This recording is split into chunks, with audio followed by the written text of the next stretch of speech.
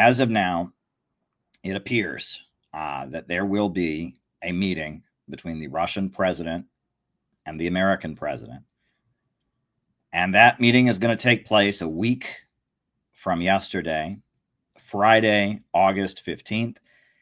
And that meeting will take place in the U.S. state of Alaska.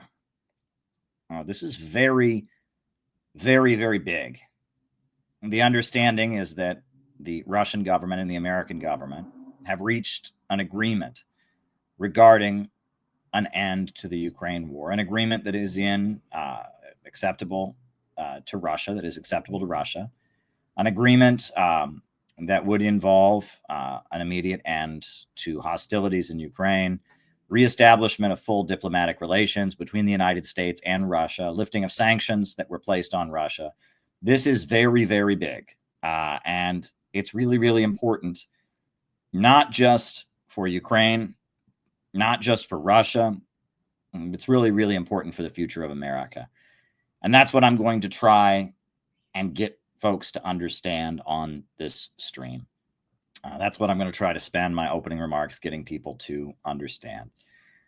The world in which we live in right now could dramatically change as a result of what happens within the next few days. And that is why we absolutely need to get as many people out in the streets supporting the peace deal as possible.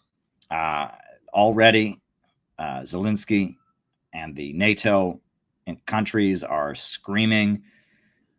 They want to prevent peace from breaking out. They are committed to maintaining the status quo of war. And what we do and the actions we take could really determine the future of our country for the next century. I mean, this is big. So this is our country. This is a map where America is in the center. And as you can see, we are right in the middle between the Atlantic and the Pacific. Across the Atlantic are the European colonial powers, and across the Pacific is Russia, China, North Korea, the East. And America sits between them. And Alaska, the U.S. state where the meeting between the Russian president and the American president is set to take place, is as far east as you can get and be in the continental United States. I guess maybe, you could be in the Pacific Ocean, you could be in Hawaii, but Alaska is right there, very, very, very close to Russia. And the fact that the meeting is happening there, it was originally going to happen in the United Arab Emirates, Abu Dhabi, or Dubai. Now the meeting is set to happen in Alaska. This is very, very big. The Russian president has not entered the United States since 2015. In 2015, the Russian president came to the UN and he gave a speech about George Soros and spreading chaos and instability and the aftermath of the Arab Spring. A very powerful speech from the United Nations platform calling out how the United States was spreading chaos and instability around the world. And since then, the Russian president has not felt it was safe to come and speak before the United Nations and to enter the U.S. territory. But he will be entering U.S. territory on Friday, and he will be going to Alaska. And this is a very, very big deal. This is very, very big. And I'm going to try to get you to understand why this is so big. I'm going to talk about a couple things. The world as we know it, the global economic system, emerged as a result of this. It emerged as a result of colonialism. As the feudal system in Europe was declining, as you had a new class of merchants that emerged within the various feudal countries, Spain and France and Britain and Italy, they began seizing territory in South America, in Africa, and in Asia. And by seizing territory, seizing people as slaves, seizing land and seizing raw materials, enough wealth was generated in the Western European countries to lay the basis for the new economic system to emerge. And that system that emerged from colonialism, and with the enough wealth and productivity existing in Europe to lay the basis for a higher economic mode of production, that mode of production that emerged was called capitalism. And that is the system we currently live under. Capitalism is production organized for profit. And it was only through the colonization and the brutal exploitation of the colonized countries of the world, through the seizing of raw materials, through the genocide of indigenous people, through the enslavement of people in their millions. It's only through all of this plunder that enough productivity and enough economic development was achieved in the Western countries to lay the basis for the modern capitalist system. The first people that were plundered were the people living in Europe. It was the peasants that were driven off their land in mass, the enclosure movement, primitive accumulation, throwing the peasants off the feudal commons. And after they threw the peasants off the land and made them renters, and after they began killing excess people for the crime of being homeless, the crime of being vagabonds, and after they turned the land of Europe into private property, and the kings and nobles were actively being replaced by private owners, after that, the Western economic system emerged. And at first, in the places that were being colonized, there was a level of development that took place. But that soon changed. And by the 1890s, the big corporations based in Britain, France, Germany, and the United States, they eventually moved into a monopolistic stage. Capitalism has grown into a world system of colonial oppression and the financial strangulation of the overwhelming majority of the population of the world by a handful of, quote, advanced countries. This booty is shared between 2 or 3 powerful world plunderers, armed to the teeth, America, Great Britain, and Japan, who are drawing the whole world into a war over the division of their booty. And that capitalism, as we understand it, has moved into a monopolistic stage where certain big banks and major corporations have merged together, finance capital, and they dominate the world, and they keep the world poor so that they can stay at the center of it and they can stay rich. Imperialism is about holding back economic development in the colonized world and keeping countries poor. And the imperialist powers, the big monopolies in the Western countries, they battle among themselves. World War I and World War II were fights among the countries at the center of this colonial system. It was a fight between the Germans and the Austrians and the Ottomans and the Turks versus the French and the British and the Americans over who got to rule the world. World War I was a fight over that question. World War II was a fight over that question. And the world has been centered around these forces. But there was a great game changer, and that was the Bolshevik Revolution of 1917. And in Russia, a group of Marxists, you could call them, they certainly upheld Karl Marx and studied his teachings, but deviant Marxists took power. The Bolsheviks. The Bolsheviks were not like the Marxists of Europe. All across Europe, you had trade unions, workers going on strike. You had social democratic parties that had really deteriorated into just kind of reformist parties that were getting elected, that promised they would never support World War I, but changed their mind. But in Russia, there was a group, a sect called the Bolsheviks. And they were the party of new type. And they were a group that had a unique understanding of how capitalism had developed into this new stage of imperialism. They had a new form of organization that they had created called the Party of New Type, or Democratic Centralism, a very highly disciplined organization that functioned almost like a monastic religious order rather than a political party. And they opposed World War I, whereas the overwhelming majority of the Marxists had sold out and supported World War I and were leading workers off to die. And in 1917, amid the political crisis of World War I and the Tsar stepping down, the Bolsheviks, this weird spin-off freak interpretation of Marxism that interpreted Marxism completely differently than the rest of Europe did, they took power. And when they took power, they had a unique understanding. First of all, they said that capitalism was no longer just regular capitalism. They said that capitalism had entered the stage of imperialism. Lenin said monopolies, oligarchy, and the striving for domination and not for freedom, the exploitation of an increasing number of small or weak nations by a handful of the richest and most powerful nations. All of these have given birth to those distinctive characteristics of imperialism, which compel us to define it as a parasitic or decaying capitalism. The war of 1914 to 1918 was imperialist. That is, annexationist, predatory war of plunder on the part of both sides. It was a war for the division of the world, for the partition and repartition of colonies and spheres of influence of finance capital.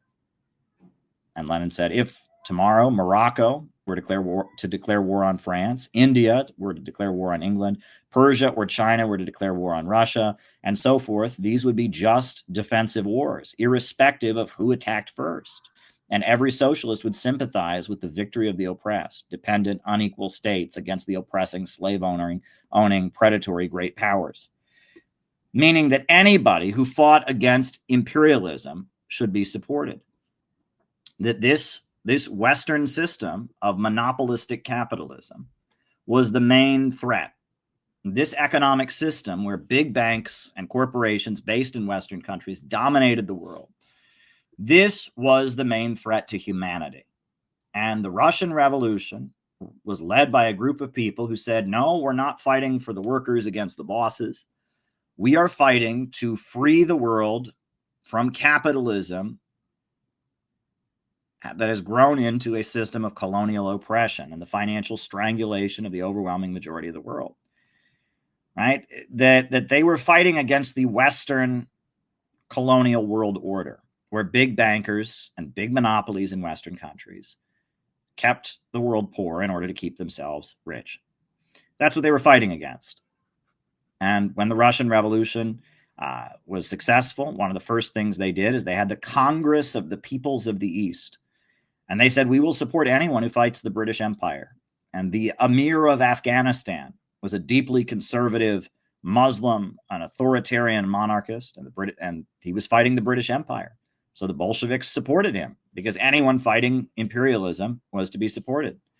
And the Bolsheviks supported the Egyptian merchants of Egypt who rose up against the British. Even though the British government was led by socialists in the Labour Party, didn't matter.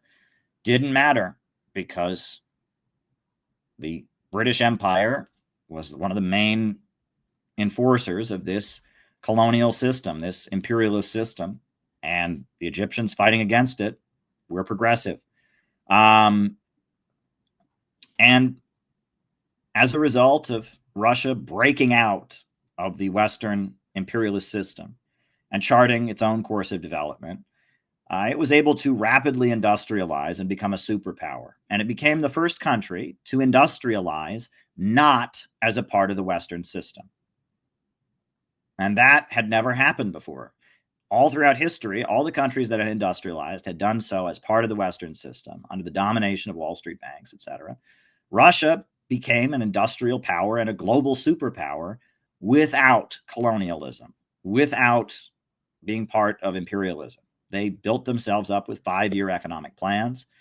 They brought in engineers and scientists from the Western countries, from General Electric, from Ford Motor Company, the Koch brothers. Their father, Fred Koch, was a chemist. They brought him in to run the oil industry, and they organized 5-year economic plans.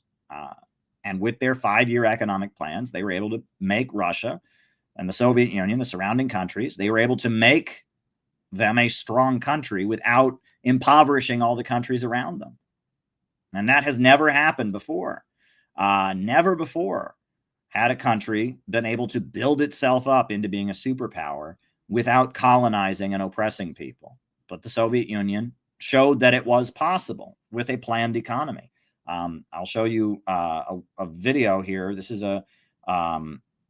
let me see if I can find, this is a video about how with a planned economy, the Soviet Union built itself up. Now, it doesn't mean it was perfect. There was certainly plenty of hardship. These were hard years, but they did it without the international slave trade, without colonizing and oppressing people. They were able to make themselves a rich, prosperous, strong country without making anyone else poor in the process. That had never happened before.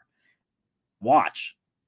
To produce engineers and technicians for the new society, training was expanded.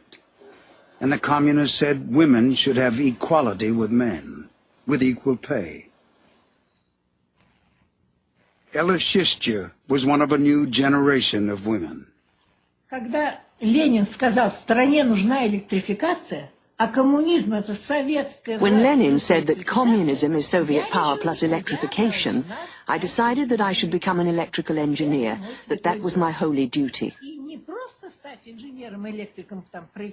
And I didn't want to just draw up plans, I wanted to build an electric power station. That was my mission, and I achieved it. Она давала мне... The revolution gave me the right to feel equal to any man. It gave me the right to work, to study what I wanted to study. Она давала мне право трудиться, учиться так, как я хочу. Fyodorova was held up as an example to others.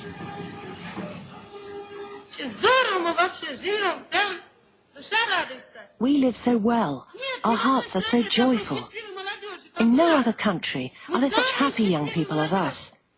We're the happiest young people. And on behalf of all young people, I want to thank our party and our dear comrade Stalin for this joy that we have.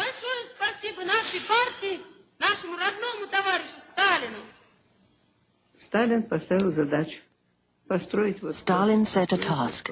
Build this or build that. And thanks to the fact that people trusted him, and this enthusiasm of young people, it was possible. Remember, this was a country where people were illiterate, lived in virtual darkness, wore birch bark shoes. Even now, I think it's like something out of a fairy tale. How was it possible, at one of the most difficult times, to raise these great construction sites? It was only possible through the unity of the people and the love of the people for their idol. Because for us, Stalin was an idol.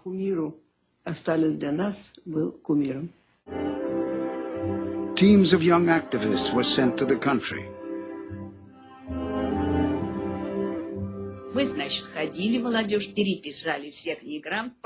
We went from house to house in search of illiterate people. We made a note of their names.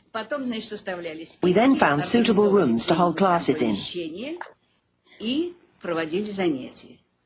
Learning to write would open new doors for those trapped at the bottom of society. One woman who couldn't attend classes because of her child at home was helped by Anastasia Denisova. Я сказала, что вот тебе учебник, вот будешь заниматься. I said, here's a textbook for you. I'll come to you so you can learn to read at home. I remember vividly that when the baby cried, she carried on writing with one hand while she rocked him with the other. She was so keen to study. I'll always remember her striving for knowledge and enlightenment. It was immense.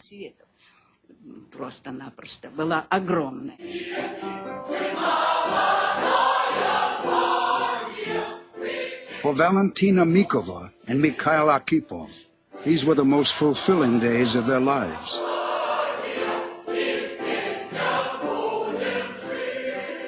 На строительстве домен был один экскаватор.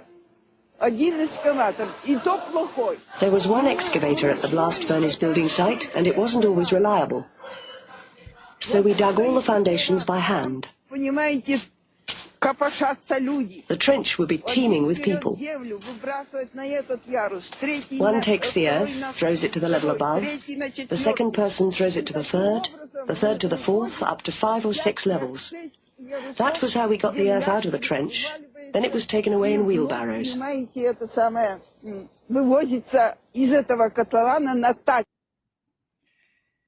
And they built their country up without colonialism, without imperialism, without making anyone poor in the process. They built their country up, and they helped other countries in the process.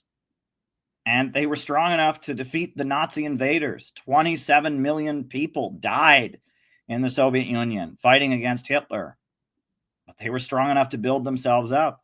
And after World War II, a big chunk of Eastern Europe became developed and started developing under the leadership of the Soviet Union. And they gave aid to China, and China fought against Japan, and China was able to break free from the Western system. Libya was able to break free, and it became the most prosperous country on the African continent with the highest life expectancy. They built the world's greatest irrigation system, the Great Man-Made River.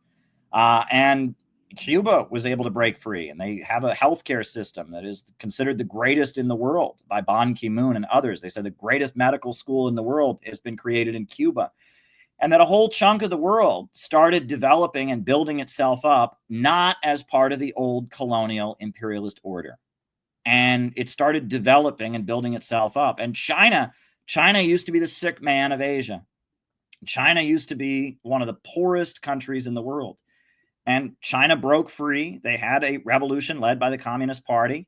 And this is how China has changed. This is China. This is from 1978, when China launched its reform and opening up, to today, to 2019.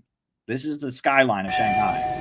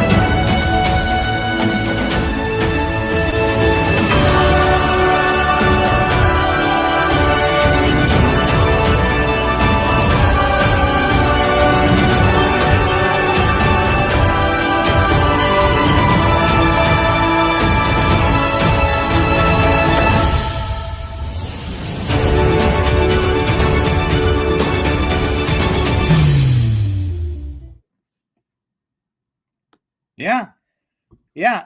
Shanghai, when it was under the British free trade system, after the British waged their opium wars to force them to be part of the Western colonial economy, it was one of the poorest places in the world. It was a center of child prostitution when it was part of this system, when it was kept in poverty, when the bulk of the population were illiterate and the life expectancy was very low. And again, without colonialism, without exploiting anybody else, without any kind of, seizing territory, no slavery, no genocide of native peoples, they were able to build themselves up into a modern country. And they have bent over backwards to tell you that these governments are somehow, the same as the Western colonial system. Tibet has always been part of China. It's part of China since before Christopher Columbus ever came to the New World. But they try to tell you, well, that was colonialism. No, it wasn't. And in fact, they've modernized and built up Tibet, and they've done a lot to promote Tibetan culture. And there's no colonialism. There's no international slave trade. There weren't people being dragged from Africa as slaves to build this. They built themselves up of their own power, right? Of their own strength with a planned economy. They brought in foreign investment. They have 5-year economic plans. And just like Russia, they built themselves up. And, the Soviet Union fell. The Soviet model, the way of doing things, has its problems. And China was able to adjust the Soviet model, including a market sector, including foreign investment. And they still have an economy that is planned. And they still have a communist party that is in leadership, and they still prioritize development and have a state that plans production. It's not the old Soviet system. And the Soviet Union, the fall of the Soviet Union was a devastating blow. But Russia was able to restore itself after the fall of the Soviet Union. Putin took power, and he put oil and gas under state ownership. And now there is a whole new world that has emerged as a result of the struggle against colonialism. And that new world that is rising in the East. It is the Belt and Road Initiative of China. It is the Eurasian Economic Union of Russia. It is the China-Pakistan Economic Corridor. It is a whole new world that has emerged as a result of anti-colonial revolutions. There are countries all across the African continent that are building themselves up with Chinese support, with Russian support. There's the government of Ibrahim Traore in Burkina Faso that is building itself up and having an agricultural boom. There's the government of Nicaragua that has, with its poverty alleviation program, lifted millions of people out of poverty. There's every corner of the world. We're seeing this whole new economy emerging. And what has been the response of the leaders of this old world? What is the response of the Atlanticists, the British Empire, of Wall Street, London? What is their response? Their response has been to go to war with this new economy. And, millions of people were killed in Vietnam to try and keep Vietnam under Western domination. But the Vietnamese people won. And as a result, Vietnam now has one of the strongest economies in the world. It's lifted millions of people up out of poverty. Millions of people were killed on the Korean Peninsula. And it was horrendous. And the Korean Peninsula remains divided.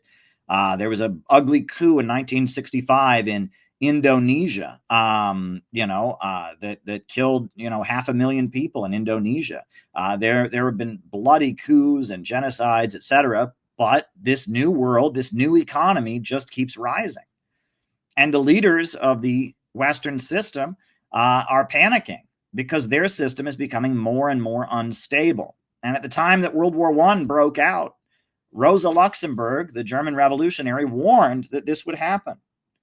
She said, "This world war is a regression into barbarism. The triumph of imperialism leads to the annihilation of civilization.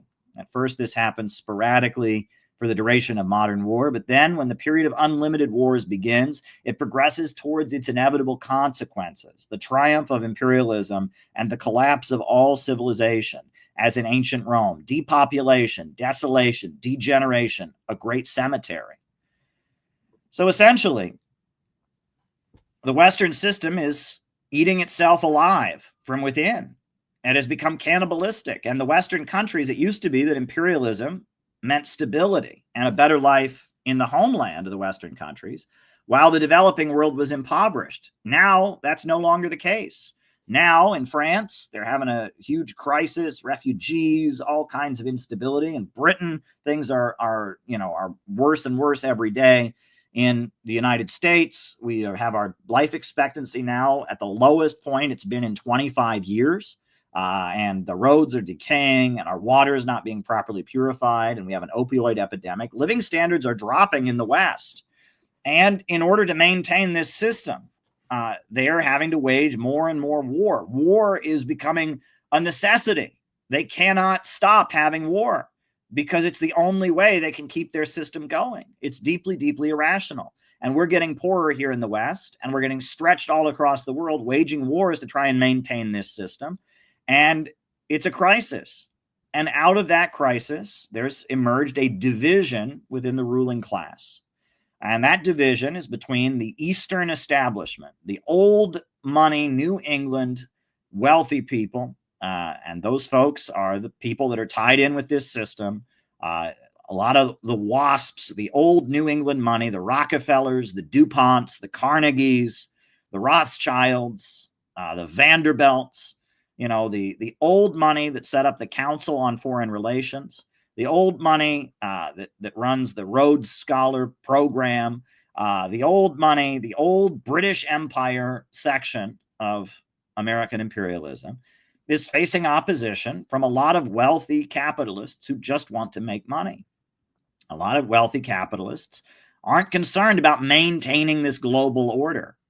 They are more concerned about just making a lot of money, right? And a lot of those capitalists are people who support Trump. Now, obviously, Trump's coalition is a mixed bag, but, Trump had support from MyPillow, right? Mike Lindell, the owner of MyPillow. That guy doesn't care about maintaining the global imperialist system. He wants to make a lot of money by selling a lot of pillows. Donald Trump was supported by Hobby Lobby, the store chain that has crafts and art supplies. They don't care about maintaining the global imperialist system. They just care about selling art supplies. And the reason that there was so much opposition to the lockdowns among the Trump camp, even though Trump himself oversaw the lockdowns, was because Trump's coalition largely included a lot of wealthy people, capitalists, fracking companies, military manufacturers, and others who just want to make money. And the establishment in the West, the Council on Foreign Relations, the World Business Forum, the World Bank, the International Monetary Fund, that is a group of professional technocrats who are trying to maintain this imperialist system. Those are people that have been hired and paid millions of dollars to run think tanks, academics who have thought up all kinds of schemes to keep Wall Street and London at the top of the world. And they've determined that the way to do that is with Malthusianism, degrowth. They want to reduce the population. The only way that Wall Street and London can stay at the top is the world just has to stop growing. That's what they've determined. Human progress must end so that they can stay at the top.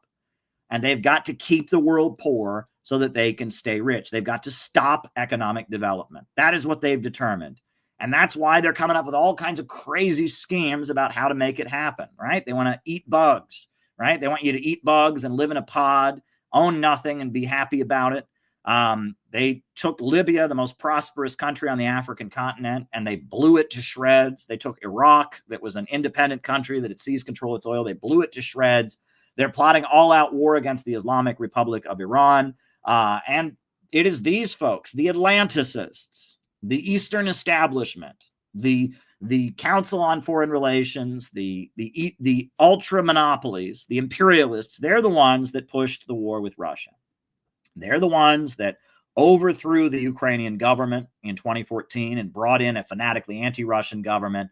They're the ones that made sure that the Minsk agreement was never implemented. They're the ones who brought to power the regime in Kiev that has killed thousands and thousands of people since 2014. They won't ever talk about this, but this is the monument in Donetsk to all the children that have been killed at the hands of the government that was installed by the Western powers, the imperialists. Victoria Nuland oversaw the Euromaidan coup that installed a fanatically anti-Russian government, and that government started murdering and shelling and killing the people in the eastern regions in the Donbass. And Russia arranged for the Minsk agreement, the Minsk Accords, to try and stop the killing. And they ignored the Minsk Accords. For 8 years straight, the Ukrainian government was murdering these people. And the Ukrainian government was talking about joining NATO. It was talking about getting its own nuclear weapons. And at that point, finally, after 8 years, Russia moved in to protect them.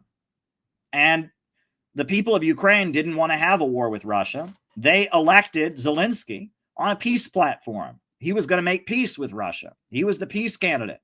And he was going to go back in and reunify the country, stop the killing of the people in the eastern regions, and bring peace back. And when Zelensky got elected, he found out that that wasn't an option, that he didn't really run the country. Ukraine is not a free country. Ukraine is a proxy.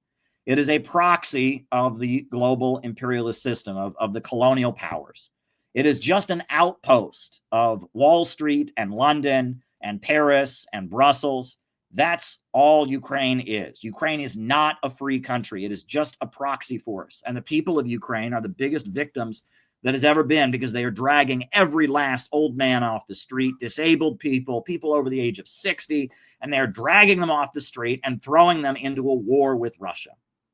All right? And Russia is fighting to protect the people of the eastern regions who have voted now to join with Russia because the Ukrainian government won't accept them.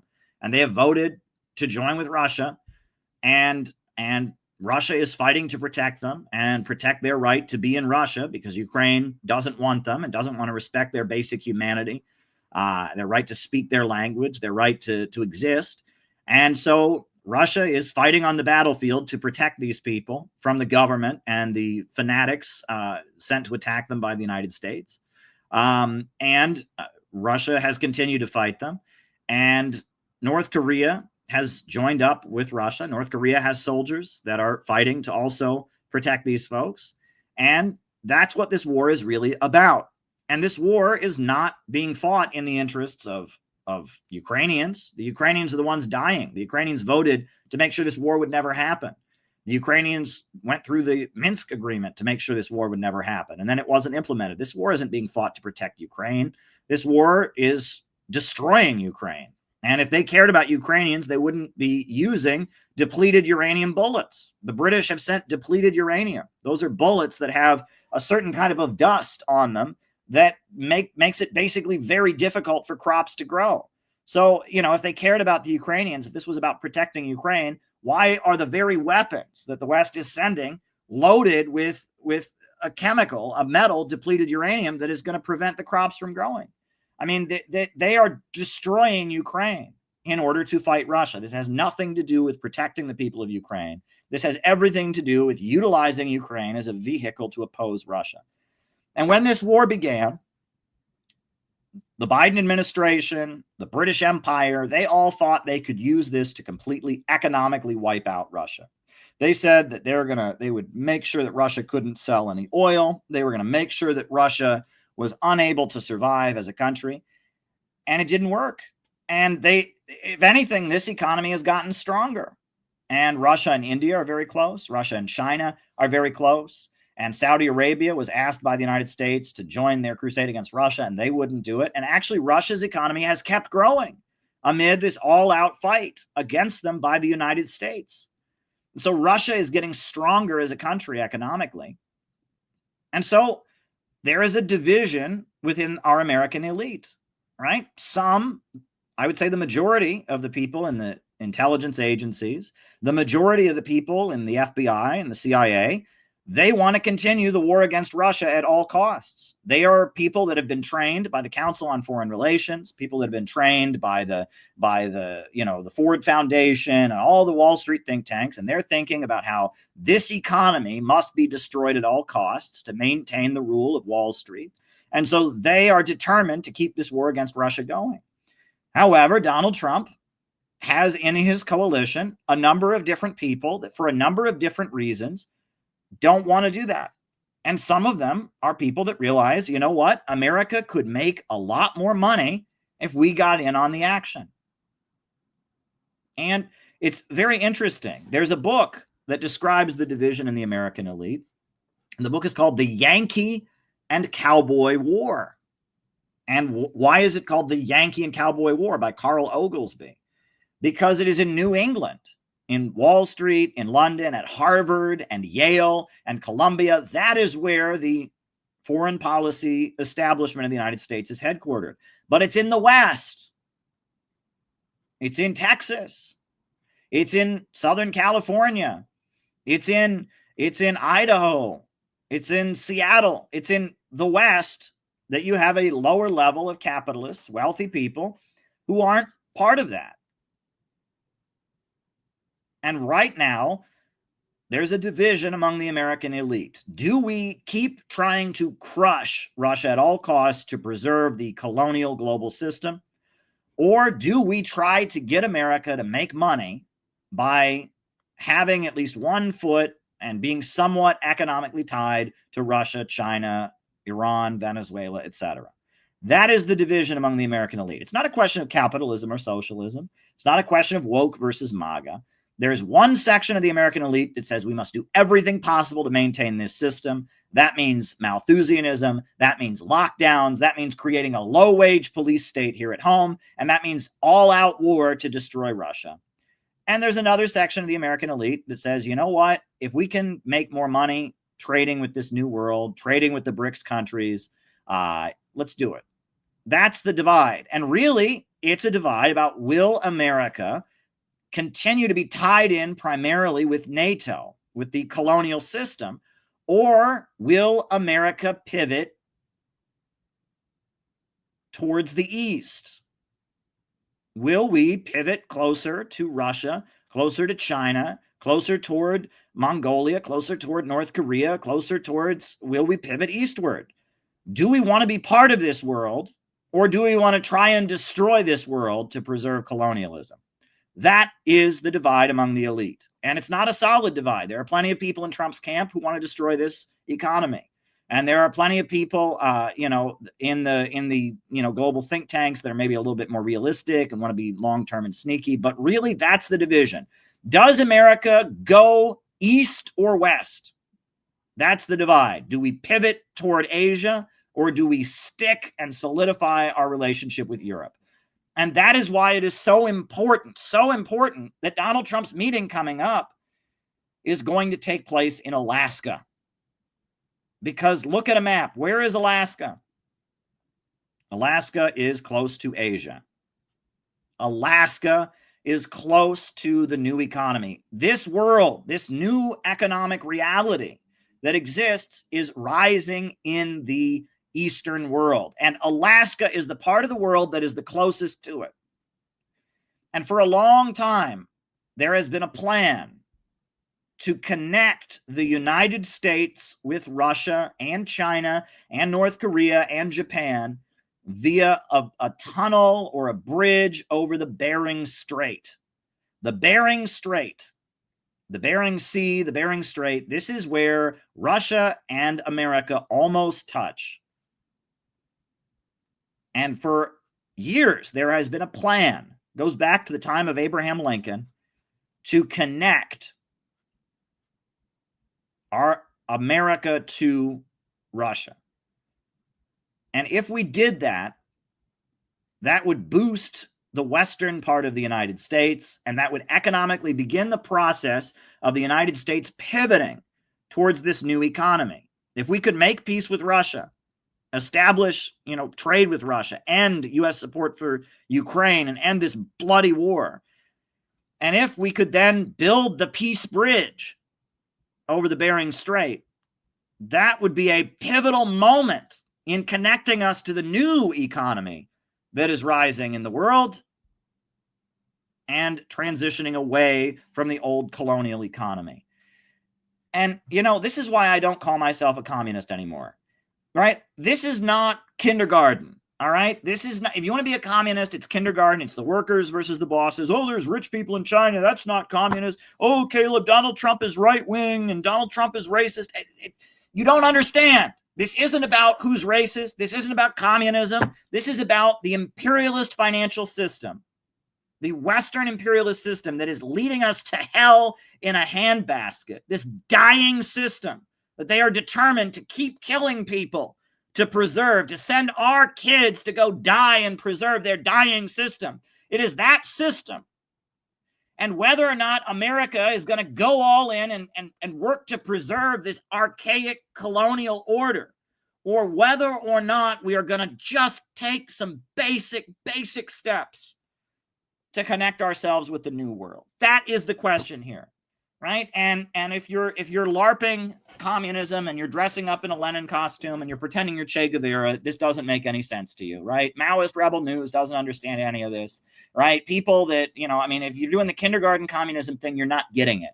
If you understand what Lenin was talking about imperialism, the highest stage of capitalism, if you understand what Rosa Luxemburg was talking about the natural fate of the West, if you understand where this new economy in the world came from, why China and Russia are global economic superpowers now, and what the communist parties of those countries achieved by making the countries strong, if you can understand that, you can understand why the fact that our president, Donald Trump, love him or hate him, is about to go meet with the president of Russia and sign a peace deal to end the war with Russia, and he's doing it in the spot where the peace bridge, the bridge over the Bering Strait, might be built. This is our moment. This is an important moment. If we can build this bridge over the Bering Sea, if the war in Ukraine can end, if the sanctions on Ukraine can be lifted, and the sanctions on Russia can be lifted, Russia can start trading with America again. If we can start to be connected to the new world that is rising in the East, there's hope for America. And if we don't do that, we are looking forward to the fall of the Roman Empire, depopulation, desolation, degeneration, a great cemetery. The colonial imperialist system is the past. It is the past. And the Belt and Road and the Eurasian Economic Union is the future. And America can be part of the future. Or we can go down fighting with the past. And that is the question right now. And the fact that our president is about to meet with the leader of Russia in Alaska, this is so, so important. And if there's ever been a moment that we need people, not on the internet, but in the streets, it is now. We need you to hit the streets.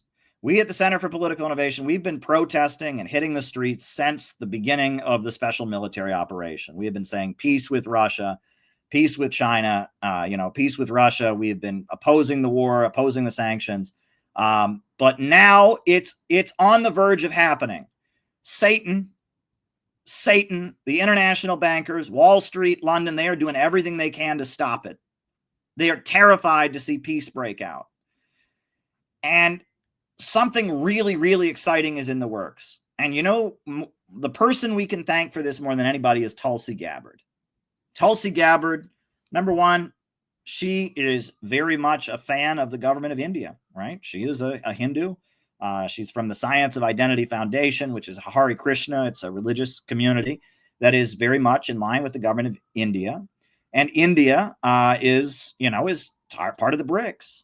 And, she's very much inspired by Modi, and India is her spiritual homeland, even though she's from Hawaii, even though she's a U.S. military vet, loyal to this country, has served in the Congress, and she's anti-war in a lot of ways. She's been very critical of U.S. foreign policy, and she's been open to meeting with Russia. She's talked about, how we don't need to have an all-out war against Russia.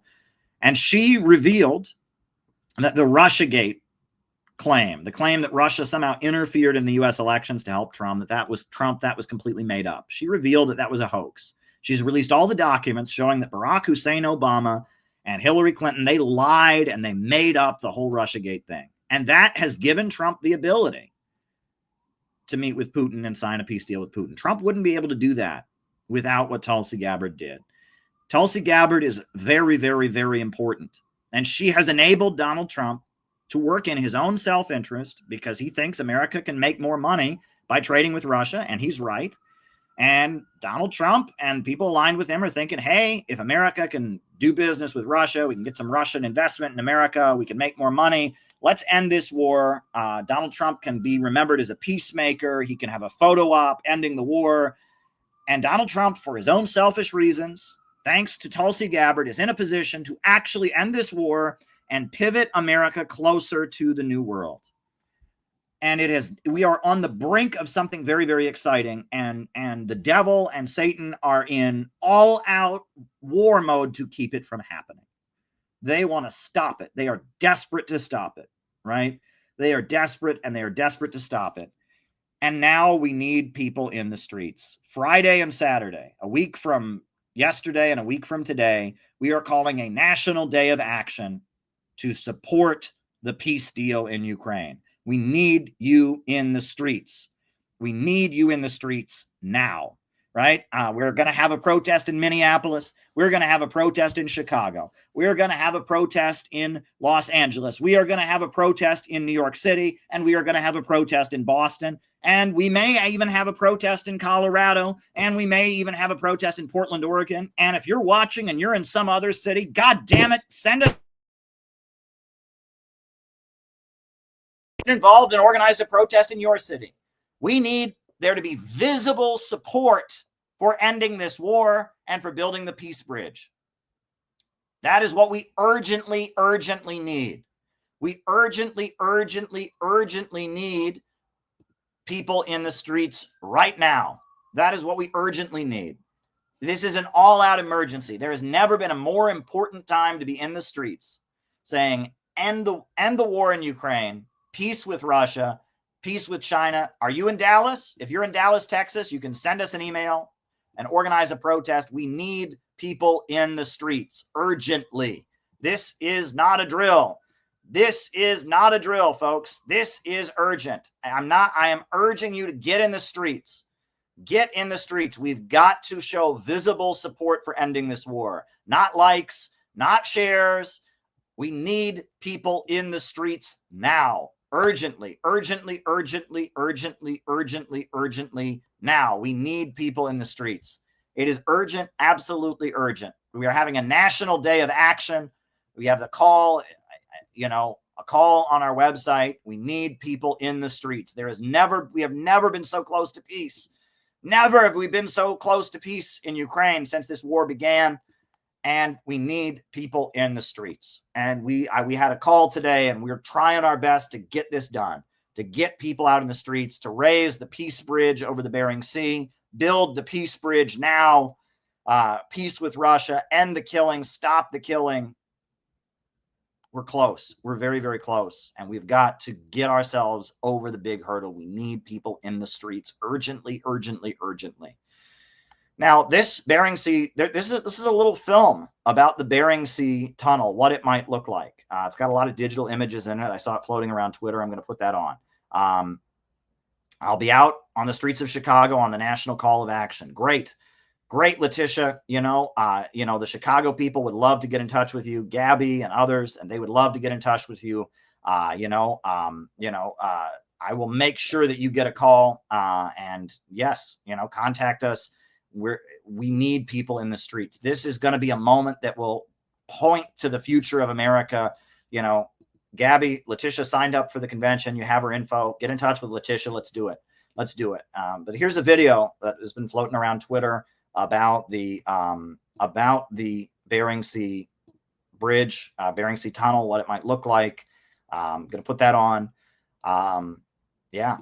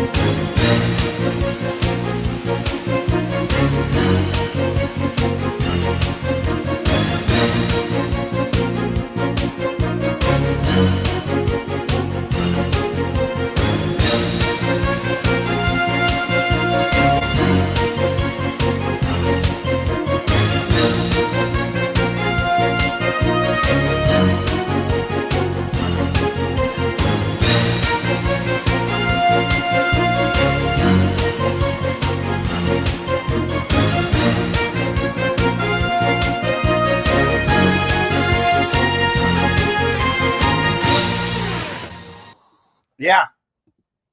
So now more than ever, we need to get out in the streets. We need to get people out in the streets. We have put out a national call. We're going to have people out in the streets on Friday and on Saturday. We're mobilizing our organization. We need you to join us. So join the Center for Political Innovation, or contact us. There's an email, that we're using specifically for inquiries related to this. You can contact us if you want to get involved in the actions. We're reaching out to all our allies, and we're doing this. We need to be in the streets. This is the moment. If there's going to be peace in Ukraine, there's going to be a new economy in the world. Now is the time. We have got to be in the streets to support it.